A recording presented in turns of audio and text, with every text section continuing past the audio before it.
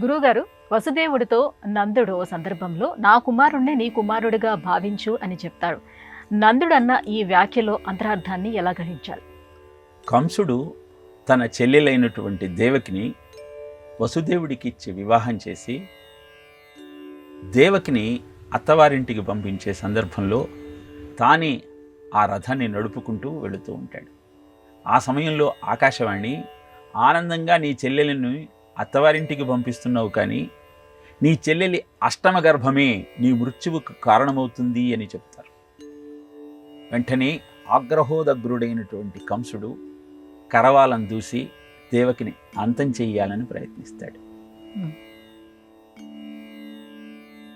వసుదేవుడు నచ్చ చెప్పి పుట్టిన ప్రతి సంతానాన్ని నీకే ఇస్తాము, నీకు మృత్యువు దేవకి చేతిలో లేదు, ఆమె అష్టమ గర్భంతో ఉంది కనుక ఆమెను చంపకుండా వదిలేయమని ప్రార్థిస్తాడు. సరేనని అంగీకరించిన తరువాత వారిద్దరిని కారాగృహంలో బంధిస్తాడు. అక్కడ ఉదయించినటువంటి కృష్ణుణ్ణి వసుదేవుడు యమునా నది దాటి గోకులంలో యశోద పొత్తిళ్లలో ఉంచేస్తాడు. అలా గోకులంలో దినదిన ప్రవర్ధమానమవుతున్నటువంటి బాలకృష్ణుని చూసి నందుడు మురిసిపోతూ ఉంటాడు. కప్పం చెల్లించాలని మధుర పట్టణానికి వస్తాడు. నందుడు వసుదేవుడు ఇద్దరూ మంచి మిత్రులు కాబట్టి వసుదేవుణ్ణి పలకరిద్దామని వాళ్ళ ఇంటికి వెళతాడు నందుడు. నందుడిని చూడగానే వసుదేవుడి యొక్క ప్రాణం లేచి వస్తుంది.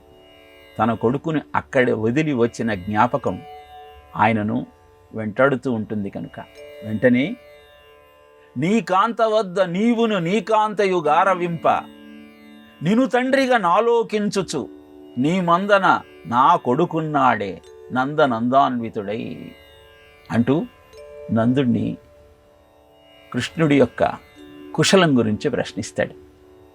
నీవు యశోద బాలకృష్ణుణ్ణి ఎలా చూస్తున్నారు? నిన్ను తండ్రిగా గౌరవిస్తూ నాన్న అని పిలుస్తున్నాడా?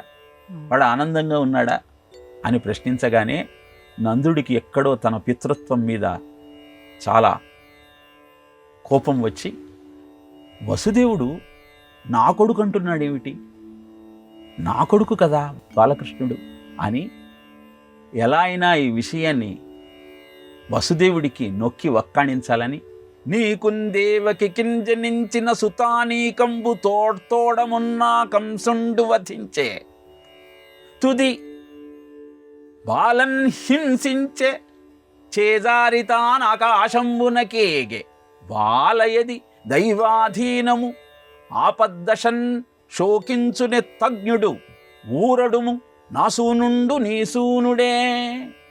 ఓ వసుదేవా, బాధపడకయ్యా, నీకు పుట్టిన సంతానాన్ని 6గురిని కంసుడు వధించాడు. ఆఖరికి అష్టమ గర్భంలో ఆడపిల్ల పుడితే ఆమెను కూడా సంహరిద్దామని చూస్తే ఆమె ఆకాశంలోకి ఎగిరి అంతర్ధానమైపోయింది. అందుకే నువ్వు బాధపడుతూ ఉన్నట్టున్నావు. బాధలో దుఃఖంలో విఘ్నుడైన వాడు శోకించడు, బుద్ధితో ప్రవర్తిస్తాడు. బాధ లేదయ్యా, నా కొడుకును నీ కొడుకుగానే భావించు అని వాడు నా కొడుకే, నా కుమారుడే అన్నటువంటి సత్యాన్ని నందుడు వసుదేవుడికి తెలియజేస్తూ తానే బాలకృష్ణుడి తండ్రినన్న భావాన్ని ప్రకటిస్తాడు భాగవతంలోని ఈ ఘట్టంలో. అది వింటున్నా చదువుతున్న మనకు చాలా ఆనందాన్ని కలిగిస్తుంది. ఎందుకంటే లోకాలకు ఈశ్వరుడైన ఆ బాలకృష్ణుడు అందరికీ తండ్రి, అందరికీ కుమారుడే, అందరినీ కాపాడేవాడే, అందరినీ రక్షించేవాడే.